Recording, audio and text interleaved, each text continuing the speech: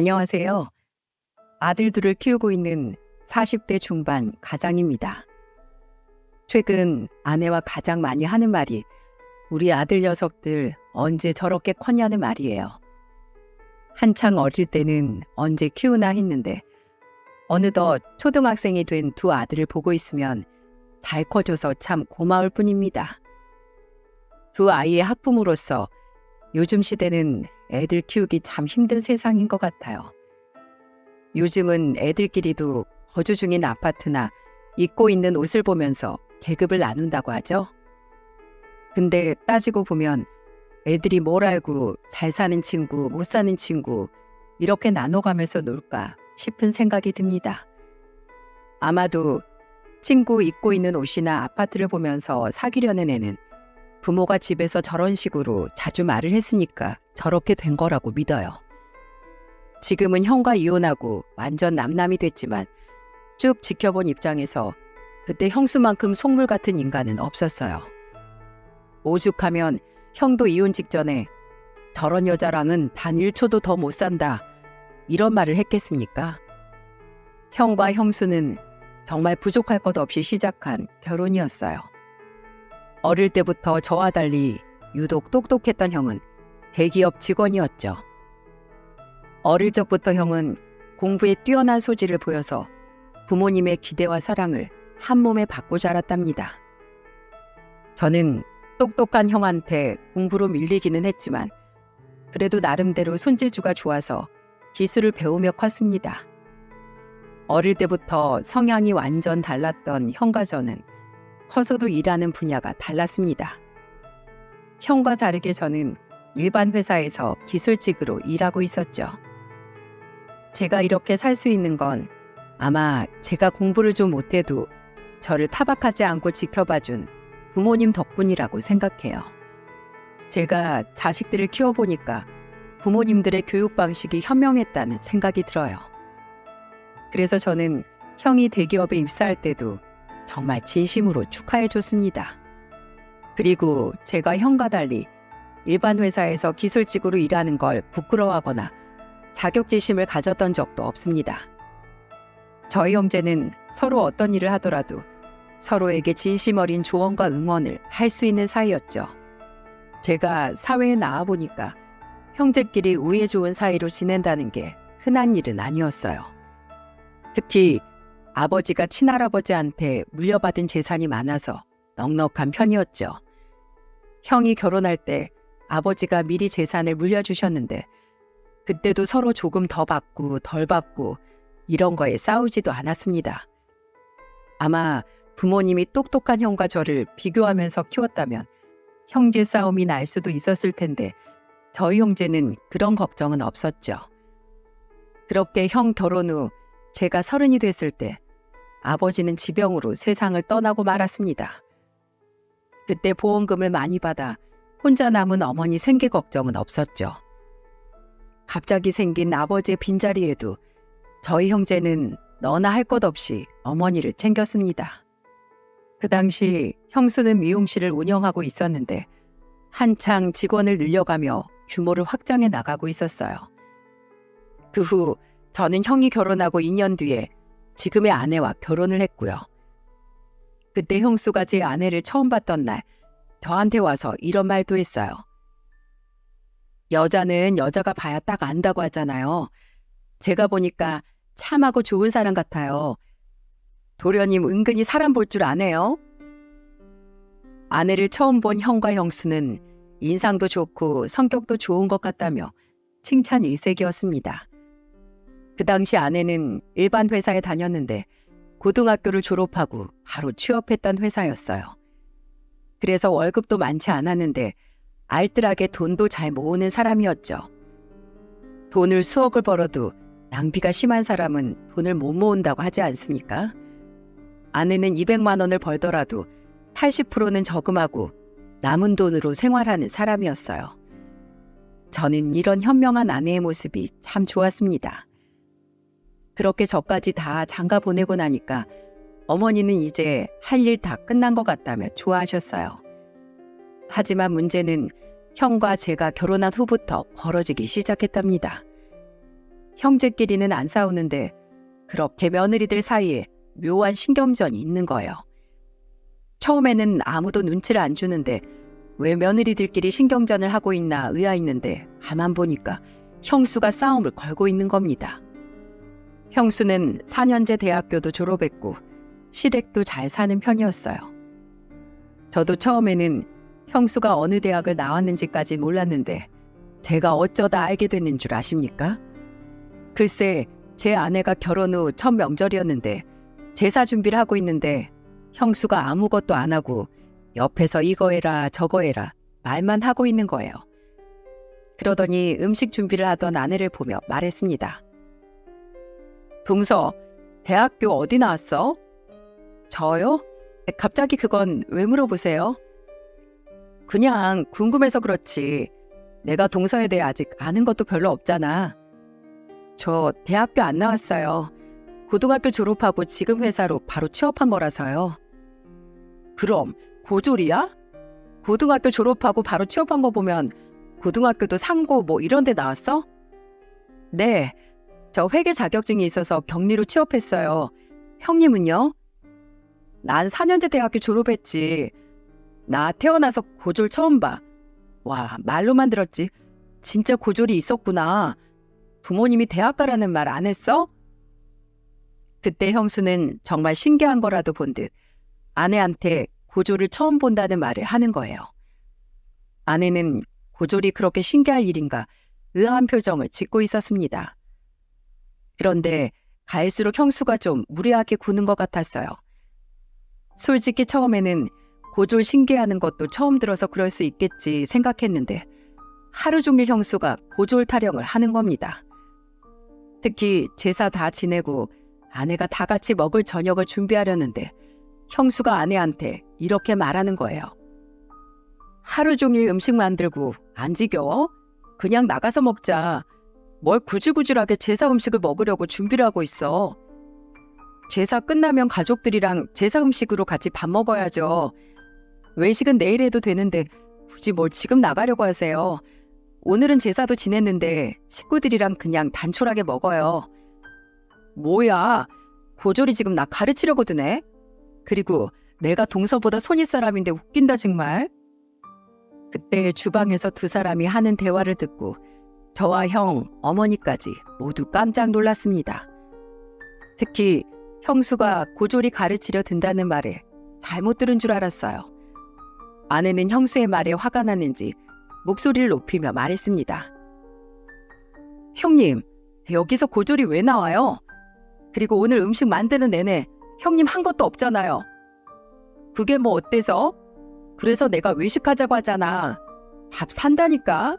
그럼 퉁치는 거잖아. 동서는 몸으로 때운 거고 난 돈으로 때우는 거지. 형수가 돈으로 때운다는 말에 어머니는 참다 못해 주방으로 가서 한 소리 하셨어요. 둘이 뭐 하는 거야? 큰애야. 제사를 지냈으면 식구들이랑 제사 음식을 먹어야지. 그리고 너 올해부터는 집에서 음식 직접 만들자면서 하는 건 없고 왜 그렇게 입만 바빠? 작년까지만 해도 음식 할 줄 모른다고 전부 사와놓고선 작은 애 일 시키려고 집에서 음식 만들자고 한 거야? 어머님, 그게 아니고요. 시집 오고 첫 명절은 직접 해보는 게 좋잖아요. 그래서 그런 거지 전혀 다른 뜻은 없어요. 네가 뭘 몰라서 그러는데 작은 애 시댁이 큰 집이라 그런 거 안 배워도 너보다 더 잘 알아. 제사를 어릴 때부터 챙겼다는데 어깨 넘어 배워도 다 배웠겠지. 오늘도 봐라. 작은 며느리 혼자 다 준비한 거 내가 모를 줄 알고? 그리고 너 주방에서 고졸대졸이 웬 말이야? 정말 창피스럽게. 저는 그런 걸 몰랐으니까 그렇죠. 그리고 제가 음식 준비 못했어도 오늘 재료 다 제가 산 거예요. 그놈의 돈 타령 좀 안 할 수 없어? 제사 음식은 정성이야, 정성. 네가 그렇게밖에 생각할 줄 모르니까 고졸이 어쩌고 소리가 나오지. 앞으로 그런 소리 할 거면 아예 올 생각도 하지 마. 죄송해요, 어머님. 저는 그냥 제가 형님이니까 뭐라도 하나 가르쳐 주고 싶어서 그랬어요. 아랫사람이라도 배울 게 있으면 보고 배워야 하는 거야. 지금부터 너도 같이 일해. 어머니의 호통에 형수는 그제서야 같이 움직이기 시작했어요. 저는 그동안 형수가 명절 음식을 전부 사오다가 아내가 오고 나서부터 직접 만들자고 했다는 말에 깜짝 놀랐어요. 그러면서 대체 뭘 알려주려고 했던 건지 같이 있으면서도 손 하나를 까딱 안 하는 거예요. 그렇게 아내는 결혼 후 첫 명절에 기분도 상하고 힘들기만 한 하루를 보내야만 했죠. 그날 저녁에 형이 미안했는지 저한테 전화로 이렇게 말하더군요. 재수 씨 기분 많이 상했어? 미안하다고 전해줘. 저 사람이 요즘 뭐에 꽂혔는지 계속 저런다. 형, 솔직히 아내도 기분 나빴겠지만 나도 정말 보기 안 좋았어. 손이 사람이라도 지킬 건 지켜야지. 서로 최소한 선은 넘지 말아야 할 거 아니야. 무슨 말 하는지 다 알아. 내가 잘 타이를게. 너는 재수 씨 좀 잘 다독여줘. 기분 상했을 텐데 오늘 너무 고생했다고도 전해주고. 미안하다. 형은 저한테 정말 미안한 목소리로 말을 했어요. 형은 진심으로 미안해서 어쩔 줄을 몰라 하는 목소리였습니다. 그리고 차마 제 아내한테는 전화할 용기가 없었는지 정말 미안하다면서 문자까지 남겼더군요. 아내도 형수가 직접 사과한 게 아니라도 형이 사과했으니까 됐다면서 그냥 넘어가자고 했습니다. 저는 이렇게 형수의 신경전은 끝난 줄 알았어요. 하지만 이건 시작에 불과했습니다. 하필이면 형수가 저희 아내와 같은 시기에 임신을 하게 된 거예요. 그래도 형수는 둘째를 임신한 상태였고 제 아내는 첫째를 임신했을 때였습니다. 진짜 그때만 생각하면 형과 저는 고래 싸움에 새우 등 터진 꼴이었어요. 한 번은 형수가 굳이 첫째가 쓰던 장난감이나 옷을 주겠다고 형과 같이 저희 집으로 오겠다는 겁니다. 애기들 금방 크니까 장난감 같은 건 사지 않고 엄마들끼리 물려주면서 쓴다는 걸 듣긴 했는데 형수가 온다니까 괜히 긴장되더라고요. 아내도 형수가 온다니까 처음에는 싫어하는 내색이었지만 그래도 애들 물건을 준다니까 오라고 했죠. 아내는 형과 형수가 오기로 했던 날 전에 미리 첫째 조카 옷도 선물로 사뒀습니다. 그래도 형수가 자기들 생각해서 주는 건데 성의 표시하자는 거였죠. 그렇게 형과 형수가 집에 도착했고 형수가 가져온 옷과 장난감을 보고 깜짝 놀랐습니다. 글쎄 옷에는 여기저기 얼룩이 있었고 장난감은 하나씩 다 고장이 나 있는 거예요. 괜찮은 것도 있긴 했는데 전체적으로 영 별로다 하는 생각이 절로 들었죠. 그런데 형수는 뭐가 그렇게 자랑스러운지 제일 더러운 옷을 들면서 이렇게 말했어요. 동서, 이 옷 알아? 엄마들 사이에서 이 브랜드 옷 없으면 은근 무시하고 그래. 내가 일부러 생각해서 전부 비싼 브랜드 옷들만 챙겨왔어. 대체 뭐가 비싼 브랜드라는 건지 도통 알 수가 없었습니다. 형은 형수가 펼친 옷을 보며 이 더러운 걸 왜 가져왔냐고 화를 냈어요. 그러더니 형수가 뻔뻔한 목소리로 이렇게 말하는 겁니다. 왜 그래? 동선 이런 거 돈 없어서 못 산다니까? 중소기업 다닌다는데 뻔하잖아. 그리고 지금 얼룩이 문제야? 어차피 애들 전부 흘리고 다녀서 얼룩 안 봐. 얼룩 말고 여기 애기 옷 가슴팍에 있는 로고만 본다고. 왜 아무것도 모르면서 나한테 화를 내? 와, 그때 형수가 목에 핏대 세워가면서 하는 말에 정말 제 이마를 탁 쳤어요. 그동안 결혼 전 제가 알던 형수가 아닌 것 같았죠. 그때 아내는 침착한 목소리로 형수를 보며 말했습니다.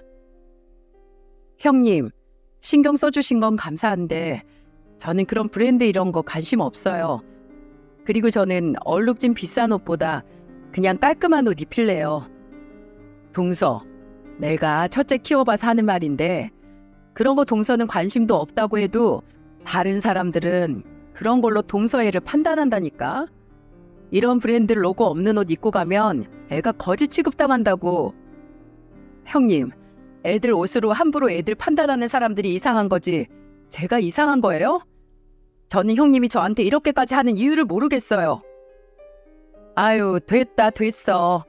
거지 취급 면학해주려고 했는데 관심 없으면 가져다 버리던지 알아서 해. 이걸 제가 왜 버려요? 형님이 다 가져가세요. 뭐? 아니, 동서 미친 거 아니야? 내가 동서 생각해서 가져왔으면 버릴지 입힐지는 알아서 해야지. 결정하고 말고 할 것도 없이 제가 안 받겠다고 했으니까 가져가셔야죠. 형님 태어날 애기 입히세요. 저는 그런 거 관심 없는데 형님은 비싼 브랜드 엄청 따지잖아요. 동서, 미쳤어? 이 더러운 옷을 우리 둘째 입히라고? 둘째는 새 옷으로 내가 좋은 것만 사줄 거야. 동서가 이런 거 하나 못 살까 봐 가져온 거잖아. 진짜 형수는 그동안 저를 어떻게 생각했길래 저렇게까지 거짓 취급을 하는 걸까요? 그러니까 형수 자체가 사람을 저렇게 보니까 아직 아무것도 모르는 애들한테도 로고가 어쩌고 저쩌고 하는 거였습니다. 계속 들을수록 화만 나고 어이가 없어서 저는 버럭 화를 내면서 말했어요. 형수님, 이거 전부 다 가져가세요. 이런 거 필요 없고 앞으로도 이런 거 받을 생각 없으니까 전부 다 가져가서 형수 집 걸레로 쓰던지 버리던지 해요. 다 들고 나가요. 제가 버럭 화를 내면서 말하자 형수와 형은 당황한 기색이 역력했어요. 형은 한숨을 푹 쉬면서 형수한테 대체 사람이 왜 그러냐며 타박을 했습니다. 그랬더니 형수는 뭐가 그렇게 억울한지 왜 다들 자기한테만 그러냐는 거예요. 그때 형수를 보면서 진짜 말이 안 통하는 사람이구나 했습니다. 그렇게 형수는 가져온 짐을 전부 풀지도 못하고 다 그대로 챙겨서 갔어요. 아내는 형수가 저런 걸 준비한지도 모르고 고마워서 선물까지 준비한 게 기가 막히다며 한탄했습니다. 그런 아내를 위로하며 제가 말했어요. 여보, 미안해. 내가 부족해서 당신까지 무시당하는 것 같네. 뭐가 미안해. 우린 잘못한 거 하나도 없어. 이런 걸로 기죽지 마. 세상을 저렇게밖에 못 사는 사람이 불쌍한 거지. 우린 아무 문제 없어. 그러니까 당신도 자책하지 마. 저는 아내의 말에 괜히 힘이 났어요. 보통 이럴 때 능력 없는 남편 탓을 할 수도 있는데 아내는 이런 일로 기죽지 말라고 큰 소리를 치는 겁니다. 그때 아내를 보면서 제가 참 많이 배웠던 것 같아요. 그 후 형수는 괜히 섣불리 아내한테 뭘 해주려고 하지 않았습니다. 오히려 서로 신경 안 쓰니까 싸울 일도 없었죠. 그런데 형수는 지치지도 않고 타깃을 변경한 거였어요. 바로 저희 어머니였어요. 한 번은 형수가 어머니 생신에 선물로 밍크코트에 명품 가방까지 준비한 겁니다. 밍크코트를 보니까 잘 모르는 제가 봐도 엄청 비싸 보였어요. 다 같이 모인 자리에서 형수가 명품 가방에 밍크코트까지 어머니한테 이리저리 걸쳐보고 있었어요. 그러면서 형수는 이런 말을 했습니다. 어머님, 코트 털 좀 만져보세요. 엄청 부드럽지 않아요? 그러게, 세상에 털이 이렇게 고와. 형수가 그때 미용실이 한창 잘 되고 있을 때라 직원도 12명이나 됐고 위치도 강남으로 옮겨서 하고 있었죠. 그래서 형수 미용실이 머리 한번 하려면 꽤 비쌌는데도 장사가 잘 됐어요. 그러니까 저렇게 시어머니 챙겨준다고 밍크코트에 명품 가방까지 살 수 있던 겁니다. 근데 그때 아내를 보니까 표정이 영 좋질 않았어요. 아무래도 어머니 생신이라 다 모인 자리에서 큰며느리가 저렇게 해드리는 걸 보니까 불편했겠죠. 그래도 선물이 어디 돈으로만 가치를 따질 수 있겠습니까? 아내는 그때 어머니가 한창 기력이 없다고 하는 말을 듣고 나름대로 최고급 한약을 준비해 왔었어요.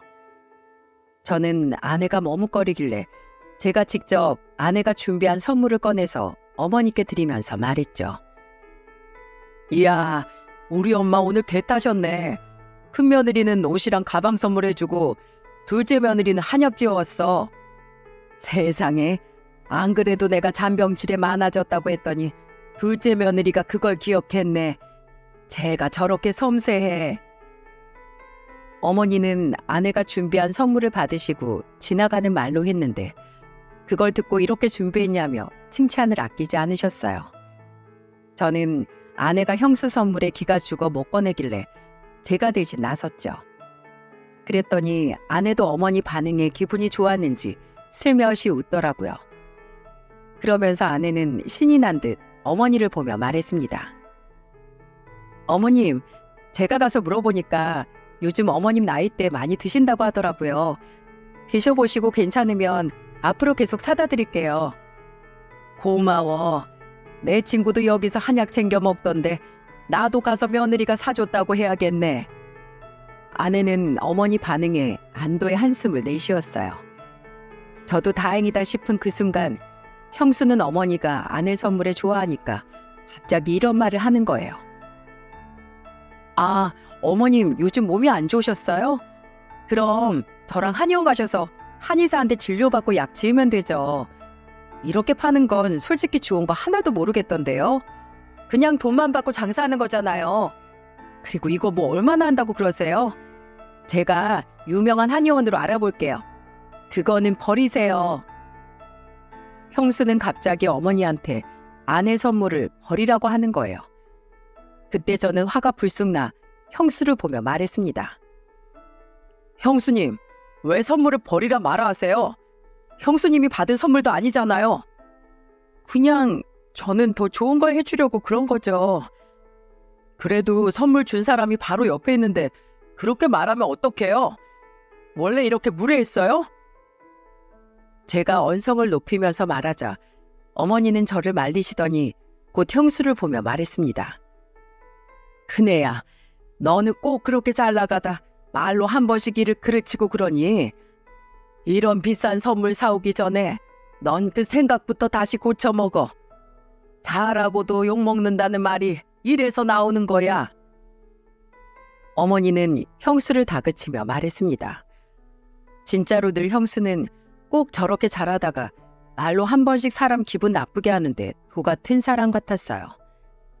그날 아내는 집으로 돌아가면서 억울한 목소리로 이렇게 말했죠.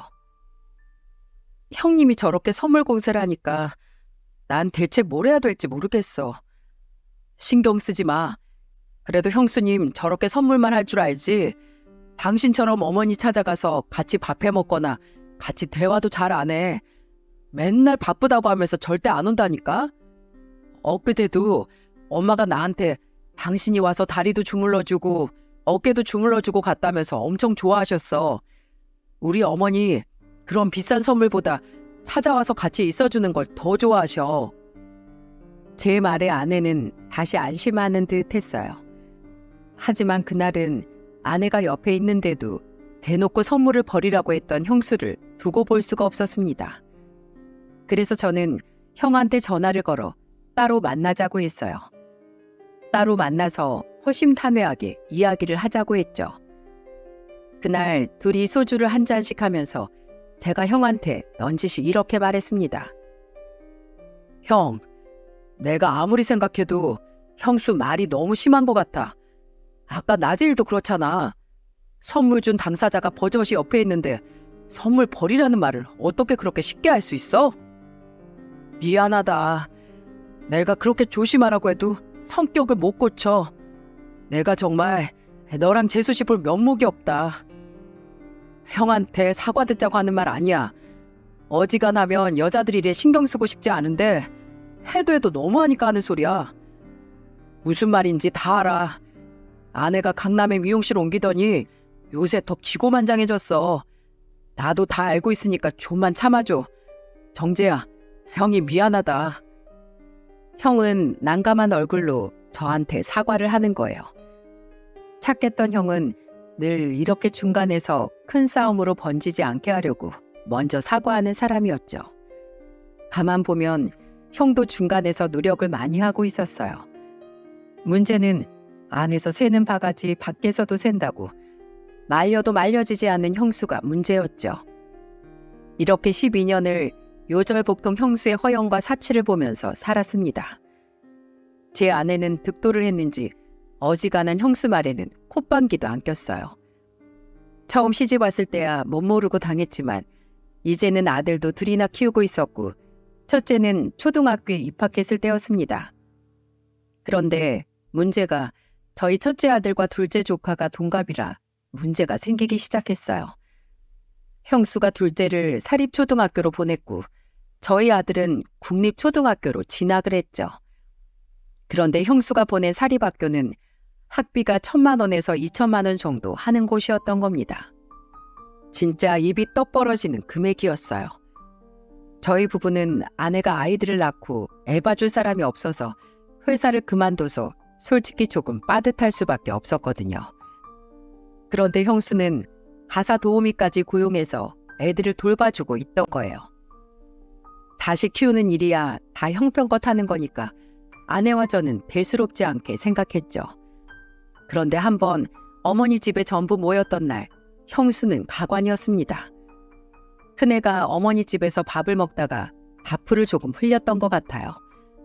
그런데 애들 먹다 보면 다 그럴 수 있는 거 아닙니까? 그런데 형수가 제 큰아들이 밥 먹다 조금 흘린 걸 보고 이렇게 말하는 겁니다. 아유, 넌 왜 흘리고 먹어? 학교 가서도 그렇게 먹어? 아, 하긴 뭐 국립학교 다니면 죄다 그렇게 먹고 있겠네. 이게 지금 이제 막 초등학교 입학한 애한테 할 소리로 들리시나요? 그때 아내가 화가 잔뜩 나 형수를 보며 이렇게 말했습니다. 형님, 애들도 있는데 말 좀 가려 하세요. 내가 말 가려 할 거였으면 여기서 밥도 안 먹었어. 우리 애들 사립학교 안 다니는 애들이랑은 학원도 같이 안 다녀. 근데 오늘 다 모였으니까 국립 사립 안 따지고 밥 먹고 있잖아.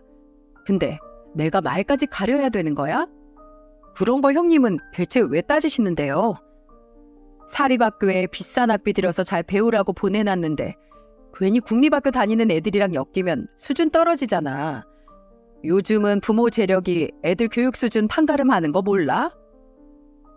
형수의 말을 듣고 진짜 어이가 없어서 한마디 하려는데 저보다 먼저 화를 낸 사람이 있었어요. 바로 형수 옆에서 밥을 먹고 있던 형이었죠. 형은 형수를 보며 버럭 호통을 치며 말했어요. 당신 진짜 그렇게밖에 말 못해? 왜? 뭐가 문제야? 그럼 괜히 내가 돈 처발라서 사립학교 보내는 줄 알아? 어릴 때부터 차이를 벌려야 될 거 아니야. 진짜 진절머리 난다. 일어나. 지금 이 자리에서 물 제일 흐리는 사람이 당신이야. 알기는 알아? 어머니는 식사를 하다 한숨을 내쉬었어요. 그리고 형은 형수와 둘째 조카를 데리고 일어나더니 저희 부부한테 사과를 하고 나갔습니다. 그런데 얼마 못 가 신발장에서 둘째 조카 오는 소리가 들렸어요. 어머니는 깜짝 놀라 벌떡 일어나 현관으로 가셨죠. 저와 아내도 현관으로 가보니 둘째 조카는 울고 있고 형은 화가 나서 애를 다그치고 있는 겁니다. 그래서 무슨 일인가 싶어서 보니까 둘째 조카가 억울한 듯 오열을 하면서 말했어요. 아빠 나빠. 난 엄마한테 배운 대로 한 건데 왜 나한테 화내? 엄마한테 화내야지. 엄마가 내 신발보다 싼 건 다 밟고 다녀도 된다고 했단 말이야. 형은 한숨을 쉬더니 둘째 조카를 보면서 침착한 목소리로 말했습니다. 아니야.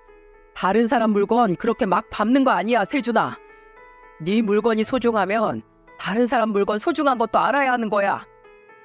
엄마는 내가 가진 것보다 싼 거 들고 있는 애들은 다 거지라서 같이 놀지도 말고 그냥 무시하라고 했는데 학교에서도 엄마가 나처럼 비싼 거 입고 오는 애들이랑만 놀라고 했어.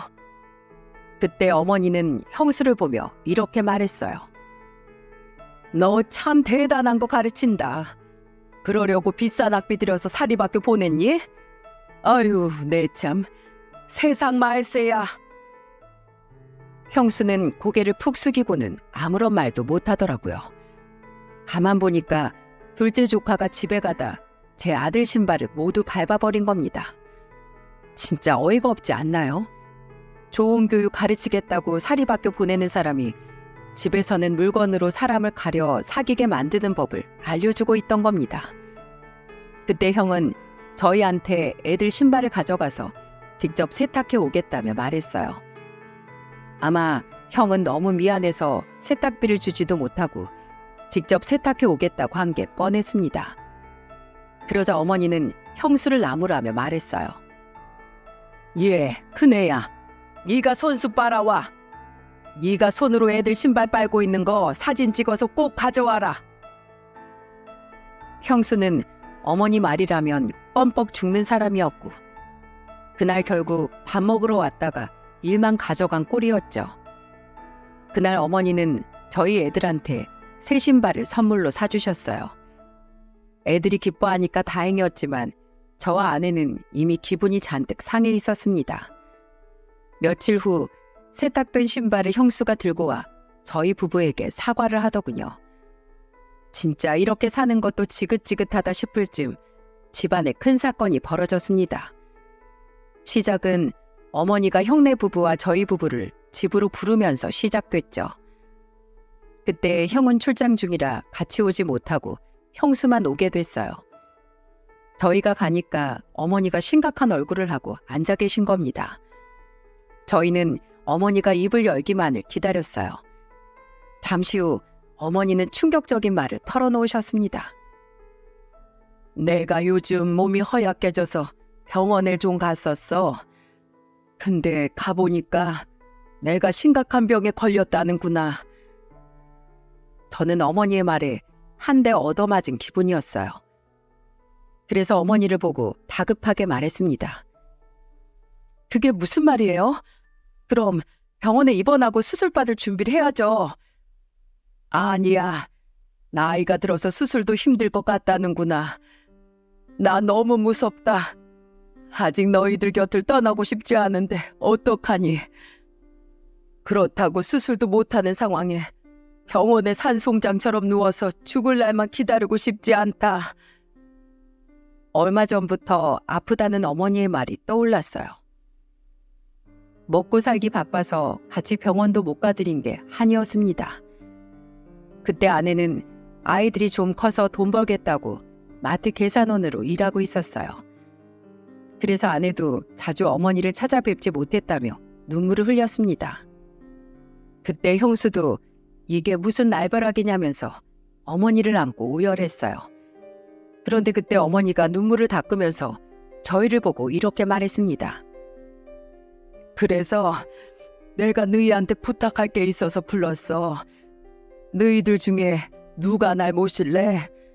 아픈 몸으로 혼자 살기도 힘들고 나도 마지막은 손주들 재롱도 보고 같이 저녁도 먹으면서 그렇게 다 같이 있다가 가고 싶구나. 그동안 너희가 나한테 잘했던 거 알아. 내가 아프다고 하면 서로 모시려고 하겠지. 그러니까 여기서 서로 상의해서 나한테 말해줘. 누가 날 모실 거야? 가만 들어보니까 어머니 말이 어딘가 의문스러웠어요. 좀 이상하다는 생각 안 드시나요? 보통은 누가 날 좀 모시고 살아주겠니?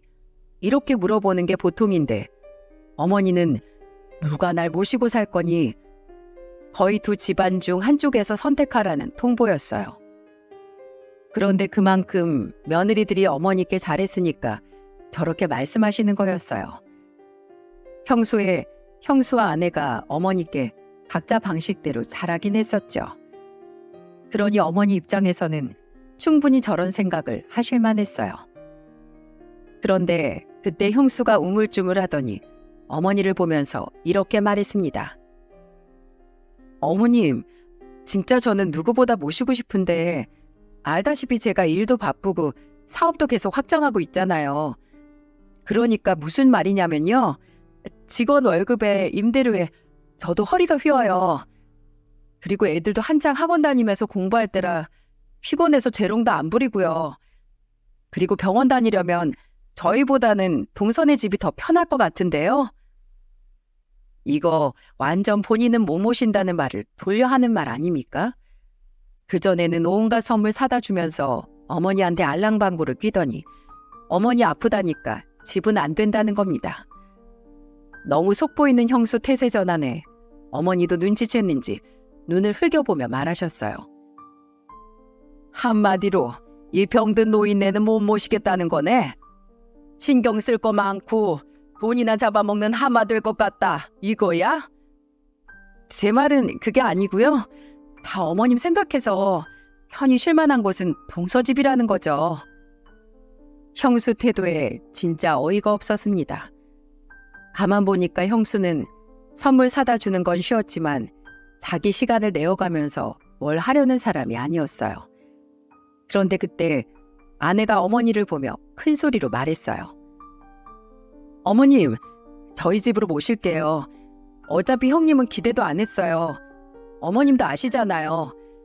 형님이 용돈에 선물만 주고 가기만 하지 한 번이라도 어머님 밥상 챙겨드린 적 있어요? 다리 어깨 한 번이라도 주물러 주고 간 적도 없잖아요. 그런 형님한테 어머님 보내드리고 걱정하느니 제가 직접 모실게요. 그때 아내의 말에 어머니는 놀란 표정이었습니다. 그런데 옆에 있던 형수는 아내 말에 화가 잔뜩 난 것 같았어요. 갑자기 벌떡 일어나더니 아내의 머리채를 잡으며 화를 내기 시작했습니다. 야, 싸가지 없는 년이? 네가 지금 날 무시해? 내가 지금 돈으로 어머님을 매수한다는 거야? 뭐야? 꼭 돈 없는 것들 이런 식으로 생각하더라. 이거 안 나? 내 말 틀린 거 있으면 말해봐요, 형님. 맨날 기름 튀어서 못한다. 네일 아트해서 못한다. 맨날 뭐 그렇게 요리 못할 이유는 만들어 와요. 이간질해서 집안 분란 만들지 말고 내가 어머니 모실 거니까 신경 꺼요. 돈으로만 마음 살 줄 아는 형님한테는 절대 어머니 못 보내요. 야, 너 지금 나랑 해보자는 거지? 너 어머님한테 잘 보이려고 알랑방귀 끼는 거 내가 모를 줄 알고? 왜? 어머님 모시다 돌아가시면 재산 다 네 거 될 것 같아서 그래? 뭐야? 뭐 눈엔 뭐만 보인다고 형님 평소에 그런 생각으로 살았나 봐요? 이게 지금 우리 애들 앞에서 나를 쪽주고 있네. 야, 오늘 너랑 이판사판이야. 그때 어머니 눈앞에서 며느리들끼리 머리채를 잡고 싸우기 직전이었어요. 애들은 무서워서 겁을 먹기 시작했고 제가 말려보려는 그 순간 어머니는 호통을 치며 말했어요. 첫째야, 너 그 손 못 놔? 어머님, 그게요. 동서가 저를 막 모함하잖아요. 내가 마지막으로 너한테 물으마. 도저히 나랑 같이 사는 건 어렵겠니? 방 하나 주면 조용히 지내마. 손주들 학원 가는 거 봐주고 그렇게 지내면 될 거 아니야. 어머님, 아무리 그래도 집에 아픈 할머니가 있는데 애들이 학원 가서 집중이나 하겠어요? 여러 사람 불편해서 안 될 것 같아요. 뭐? 불편하다고? 내가 불편한 존재였구나. 근데 지금 네 생각, 우리 아들도 같은 생각이냐? 그렇죠. 저랑 같은 생각이겠죠. 그런데 그때 어머니가 비장한 표정으로 헝클어진 머리를 하고 앉아있는 형수와 아내를 보며 말했어요. 며느리들, 니네 지금 실수했다. 내가 너희들 어떻게 나오나 보려고 연기 좀 해봤어. 친구가 병이 났는데 자식들이 서로 모시기 싫다고 싸움이 났다더라. 그래서 혹시나 해서 너희들 테스트해봤더니 딱 알겠다. 그동안 누가 정말 진심으로 나를 생각했는지 바로 알겠어. 내가 방금 장면 다 휴대폰으로 촬영해놨어. 정재야, 이거 네 형한테도 보내라. 저는 영상을 찍고 있었다는 말도 놀랐는데 그걸 형한테 보내라는 어머니 말에 두 번 놀랐습니다. 그 상황의 형수는 표정이 뭐 씹은 얼굴처럼 썩어가고 있는 게 보였어요. 그리고 어머니는 다시 한번 저희들을 보며 단호한 목소리로 말씀하셨죠. 다 각자 집으로 돌아가라. 너희들 진심 잘 알았으니까 다들 돌아가. 그렇게 어머니는 저희를 다시 돌려보내셨어요. 갑자기 벌어진 상황에 저와 아내는 벙찐 표정이었습니다. 저는 어머니가 시킨 대로 영상을 형한테 보내긴 했는데 또 무슨 일이 일어날지 걱정이었어요. 노심초사하며 기다리는 다음 날 형한테 전화가 왔습니다. 형은 할 말이 있다면서 저를 집 근처 포장마차로 불렀어요. 허겁지겁 달려가 보니 형이 짐가방을 옆에 두고 앉아있는 게 보였습니다. 저는 깜짝 놀라서 형한테 물었죠. 형, 이거 짐 가방 아니야? 짐 나온 거야? 그렇게 됐어. 내가 인생을 왜 이렇게 살았나 싶다. 나 그 여자랑 이혼할 거야. 뭐? 이혼이라니? 왜? 어머니가 찍은 그 영상 때문에 그래? 아니야. 그전부터 이혼 생각하고 있었어. 나 많이 참고 살았어. 나 집에서 어떤 존재였는지 알아? 그냥 돈 버는 기계야. 잠만 자고 출근하는 기계. 집에 오면 애들 학원 가서 업고 그 여자도 10시까지 일하다 집에 오면 씻고 잠만 자. 아직 초등학교 다니는 애들이 무슨 학원을 그렇게 다니는지 몰라. 꼴랑 내 식구 사는데 서로 안부 묻고 웃는 시간이 없어. 아침엔 또 어떤 줄 알아? 일하는 아주머니가 갑자기 그만두니까 또 도시락 사다 먹더라. 나는 평생 그 여자가 요리하는 뒷모습 본 적이 없었어. 저는 그동안 형이 살아온 얘기를 듣다가 경악했어요. 저는 형과 형수가 다 돈도 잘 벌고 애들도 깔끔해서 잘 크고 있는 줄 알았는데 그게 아니었던 겁니다. 그러면서 형이 저한테 한탄하며 이런 말도 했어요. 나 회사에서 인사고과 잘못 나와 채와이로 받아서 연말 보너스 쥐꼬리만큼 받은 적 있었는데 나한테 밥 먹을 자격도 없다고 한 6개월을 도시락도 안 주더라. 나 그때 구내식당에서 삼시세끼 먹는데 나 왜 이러고 살지? 하다가 애들이 어려서 이혼 못했던 거야. 그러다 어머니 영상 보니까 와, 이 여자는 나중에 내가 아파도 날 버리겠구나 싶더라. 그때 형의 분노가 느껴졌어요. 아니, 어떻게 보너스 못 받았다고 밥도 안 줍니까? 이런 상황에서 형은 어머니가 찍은 영상을 보고 정말 이런 여자랑은 못 산다 싶었던 겁니다. 그때 저는 형 어깨를 다독이며 이렇게 말했어요. 형, 차라리 잘 생각했어. 형이 이혼하자고 하니까 형수는 뭐래? 죽어도 못한다고 버티지 뭐.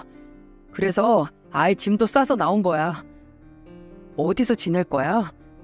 어머니한테 가야지. 차라리 속이 시원해. 왜 진작에 이혼 못했나 싶다.